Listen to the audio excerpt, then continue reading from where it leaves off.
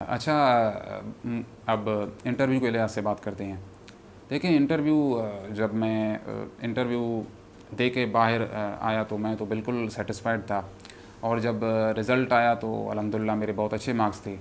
तो मैंने जो नोटिस किया कि इंटरव्यू में तीन चीज़ें तो बिल्कुल मोस्ट इम्पॉर्टेंट हैं। एक है आपकी जो पर्सनैलिटी है, आप वहाँ पे एंटर कैसे होते हैं, आपने ड्रेसिंग कैसी की हुई है, और आपने जो है आपके फेशियल जो फीचर्स हैं, बियर्ड आपने कैसे बनाई हुई है, ठीक है, आपकी हेयर सेटिंग कैसे है आपका, ये सारा कुछ जो है आपकी पर्सनैलिटी से रिलेटेड जो भी चीज़ें हैं, ये सारा कुछ आप जैसे ही एंटर होते हैं, बैठते हैं, और जैसे ही आप उस कमरे से चले जाते हैं, ये सारा कुछ आप वो नोट कर रहे होते हैं, वो जो पैनल वाले होते हैं। इसके बाद है आपका कॉन्फिडेंस। आप अगर कॉन्फिडेंस से जाते हैं, बिल्कुल कॉन्फिडेंस से बैठते हैं, और बिल्कुल आप मतलब आपके फेशियल एक्सप्रेशन से बिल्कुल ये ज़ाहिर नहीं होता कि आप एंग्जायस हैं, आप बिल्कुल एक रिलैक्स्ड हैं। अगर वो उन्होंने नोटिस कर लिया कि दैट यू आर रिलैक्स्ड, तो then it is a very good sign and a good impression goes in the eyes of the panel. अच्छा, थर्ड है कम्युनिकेशन स्किल्स। तो वो ये चेक करते हैं कि ये लड़का जो है ये फ्लुएंटली बात कर सकता है या नहीं कर सकता। मोस्टली वो इंग्लिश में ही जो है वो आपसे बात करेंगे, और ऐसा समझे कि 95% चांसेस हैं कि वो आपसे इंग्लिश में ही वो कम्युनिकेट करेंगे। तो इंग्लिश लैंग्वेज में आपकी फ्लुएंसी होनी चाहिए। आप इंग्लिश बिल्कुल फ्लुएंट वे में जो है वो बोल सकें। ठीक है, कहीं कहीं पे तो जो है अब जैसे इंग्लिश जो है वो मदर टंग नहीं है हमारा, लेकिन कहीं कहीं पे हम भी वो जो है बिल्कुल एक स्टैमर कर जाते हैं, तो उसका वो मसला नहीं होता। लेकिन जनरल बिल्कुल मोस्ट ऑफ द टाइम जो आप कम्युनिकेट करते हैं वो बिल्कुल आपको फ्लुएंटली करना है। अगर ये तीन चीज़ें आप में हैं और अच्छे तरीके से आपने इनको बिल्डअप किया हुआ है, तो इंटरव्यू में आपको वो ज़बरदस्त मार्क्स देंगे। अगर CSS है तो आपको 200 प्लस देंगे, और इसमें PCS में भी आपको वो इंशाल्लाह 150 प्लस मार्क्स ही देंगे। अच्छा, इसमें ये एलिमेंट ये है कि हम कैसे अपने अंदर खुद एतमादी जो है वो बिल्डअप करें। देखें, खुद एतमादी का जो पहला फार्मूला है मैं आपको बता चुका हूँ कि आपकी प्रिपरेशन जो है वो ऐसी होनी चाहिए कि आप बिल्कुल कन्विंस्ड हों कि यार मुझसे जो भी सवाल किया जाएगा तो मैं मोस्ट प्रोबेबली उसको अच्छे तरीके से आंसर कर पाऊँगा। ठीक है। अच्छा, सेकेंडली ये है कि आपको जो है मॉक इंटरव्यूज़ जो है वो कंडक्ट करते हैं कुछ अकेडमीज़, तो उसमें आप बैठ जाएं। उसमें आपकी जो डेफिशिएंसीज़ हैं तो वो पिन पॉइंट करके आपको बताएंगे, आप उस पर वर्कआउट करेंगे। और आई कांटेक्ट जो है ना, आई कांटेक्ट तो ऐसा समझें कि ये तो ज़िंदगी और मौत का फ़ैसला है इंटरव्यू में। अगर आपने आई कांटेक्ट उससे नहीं किया और आपने सारा कुछ किया, तो वो आपको 200 में से 60 मार्क्स ही देगा, ज़्यादा नहीं देगा। आई कांटेक्ट का बहुत ज़्यादा रोल है, क्योंकि आई कांटेक्ट से पता चलता है कि ये जो बंदा है ये सच बोल रहा है या झूठ बोल रहा है, या इसका कॉन्फिडेंस लेवल क्या है।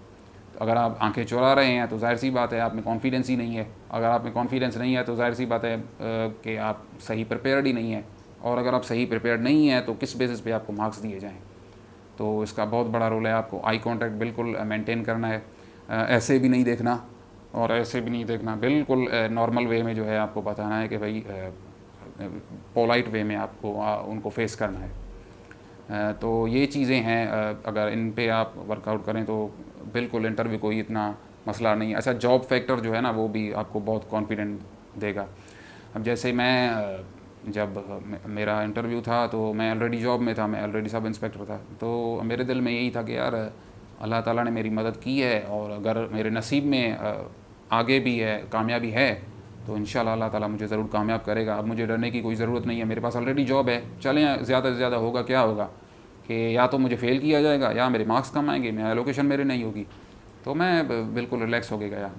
8 से 10 मिनट तक मेरा इंटरव्यू चला। हालांकि तकरीबन सब स्टूडेंट्स के जो इंटरव्यू थे वो 25 से 30 मिनट चले थे, मेरा इंटरव्यू हार्डली 8 से 10 मिनट चला था।